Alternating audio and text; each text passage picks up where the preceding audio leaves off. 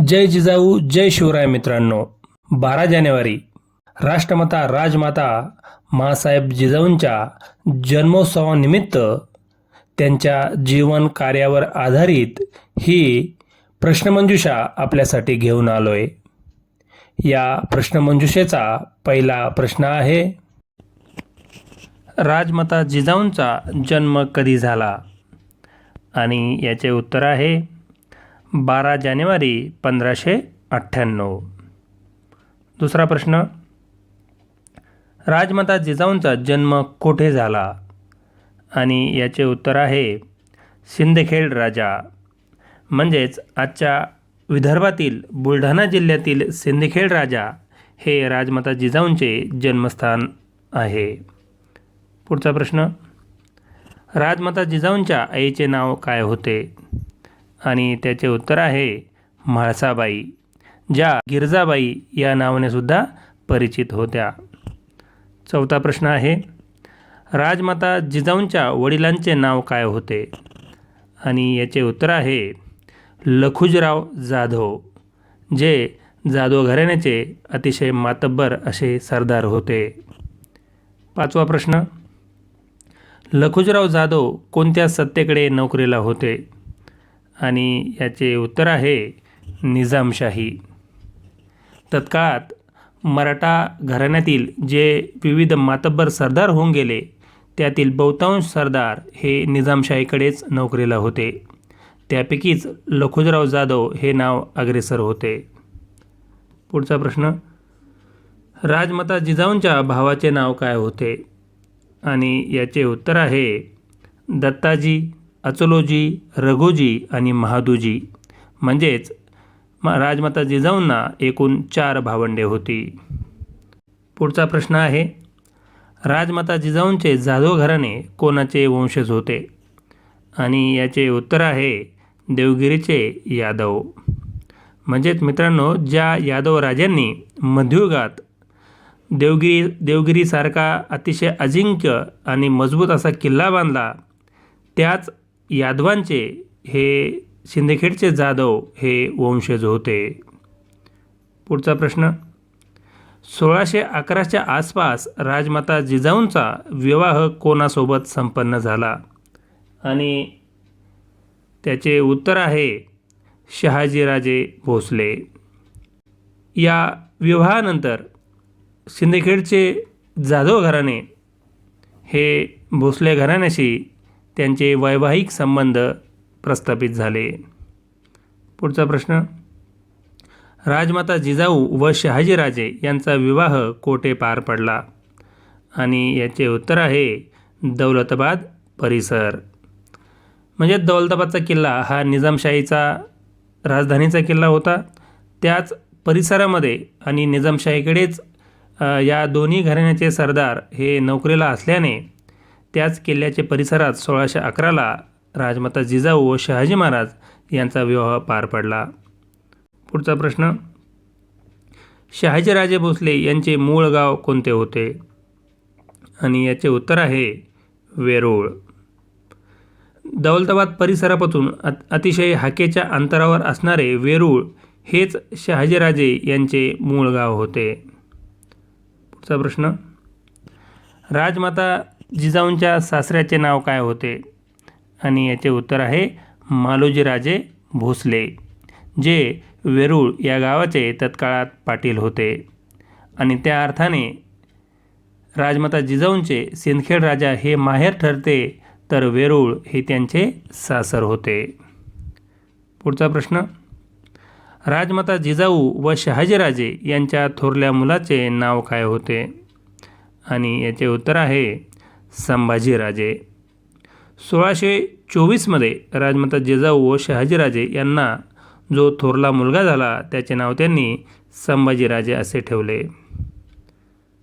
पुढचा प्रश्न, राजमाता जिजाऊ व शहाजीराजे यांच्या धाकट्या मुलाचे नाव काय होते? आणि याचे उत्तर आहे छत्रपती शिवाजी महाराज. पुढचा प्रश्न, 19 फेब्रुवारी 1630 रोजी शिवरायांचा जन्म कोठे झाला? आणि याचे उत्तर आहे शिवनेरी किल्ला, जो सध्या पुणे जिल्ह्यामध्ये स्थित आहे आणि याच किल्ल्यावर असणाऱ्या शिवाई देवीच्या नावावरून माँसाहेब जिजाऊंना जो मुलगा झाला त्याचे नाव त्यांनी शिवाजी असे ठेवले. पुढचा प्रश्न, शिवजन्मासमयी शिवनेरी किल्ल्याचे किल्लेदार कोण होते? आणि याचे उत्तर आहे सिदोजी विश्वासराव. पुढचा प्रश्न, शहाजीराजे कर्नाटक प्रांती गेल्यानंतर त्यांनी वडिलोपार्जित कोणत्या जहागिरीची जबाबदारी जिजामातावर सोपवली? आणि याचे उत्तर आहे पुणे जहागिरी. मित्रहो, तत्काळात मालोजी राजांना निजामशाहीकडून या पुण्याची जहागिरी मिळालेली होती. तीच जहागिरी त्यानंतर वंश परंपरागतपणे शहाजीराजांकडे हस्तांतरित झाली आणि जेव्हा शहाजी महाराज आदिलशाहीच्या वतीने कर्नाटक प्रांती गेल्यानंतर त्याच पुणे जहागिरीची जबाबदारी त्यांनी जिजामाता आणि बाल शोभाराजे यांच्यावर सोपवली. पुढचा प्रश्न, राजमाता जिजाऊंनी पुणे जहागिरीतील जमीन कोणाच्या हस्ते सोन्याच्या नांगराने नांगरून घेतली? आणि याचे उत्तर आहे बाल शोभाराजे. मित्रहो, याच काळामध्ये आदिलशाही सरदार मुरार जगदेव याने पुण्याची संपूर्ण भूमी गाढवाच्या नांगराने नांगरून शापित करून टाकली होती आणि त्यामुळे तेथे कोणीही जनता येऊन राहण्यास धजावत नव्हती.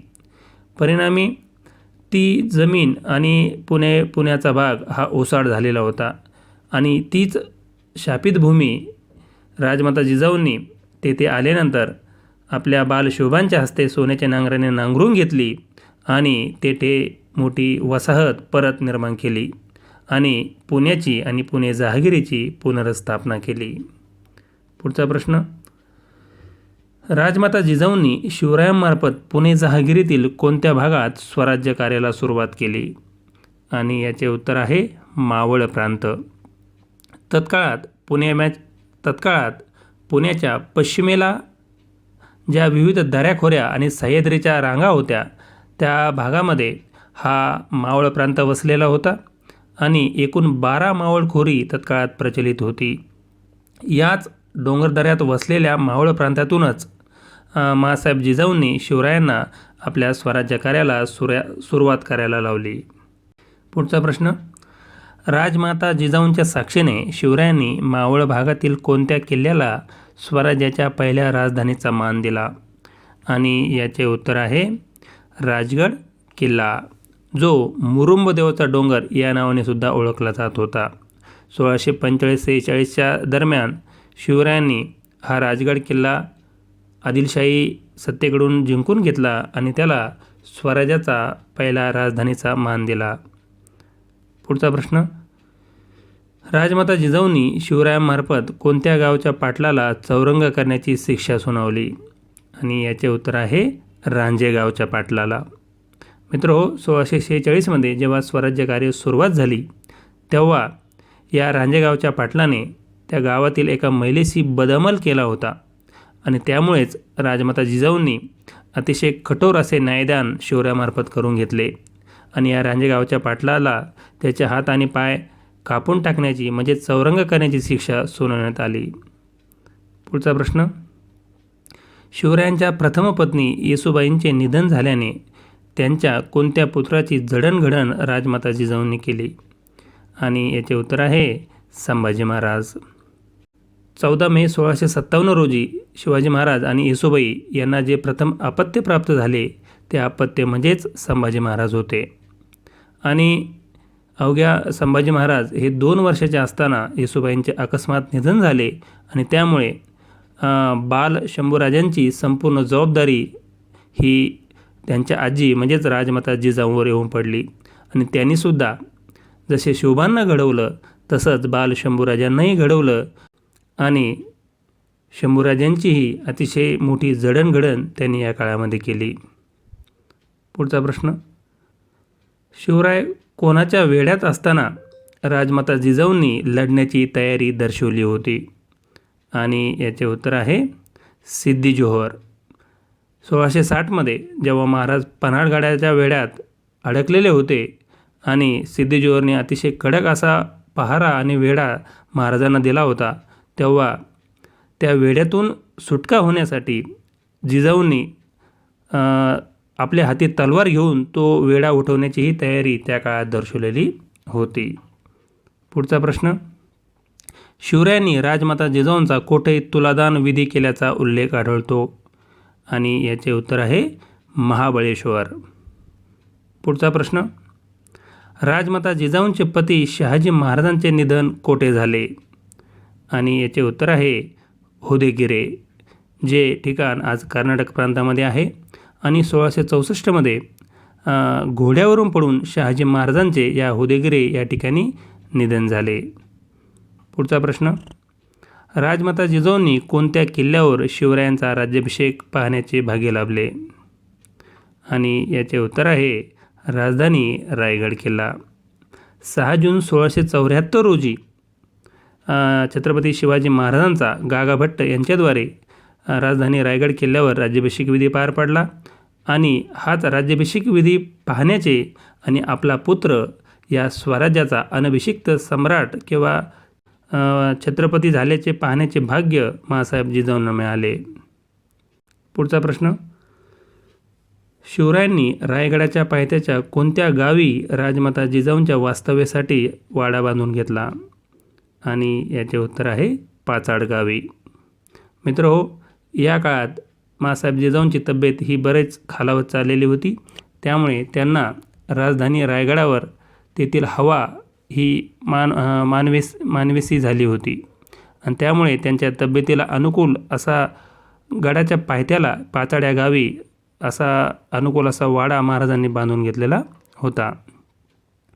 पुढचा प्रश्न, शिवराज्याभिषेकानंतर राजमाता जिजाऊंचे निधन कधी झाले? आणि याचे उत्तर आहे 17 जून 1674. म्हणजेच महाराजांचा राज्याभिषेक झाल्यानंतर अवघ्या 12 दिवसानंतर माँसाहेब जिजाऊंचे निधन हे 17 जून 1674 रोजी झाले. पुढचा प्रश्न, राजमाता जिजाऊंचे निधन कोठे झाले? आणि याचे उत्तर आहे पाचाड. म्हणजे ज्या ठिकाणी महाराजांनी माँसाहेब जिजाऊंना राहण्यासाठी वाडा बांधून दिला होता त्याच पाचाड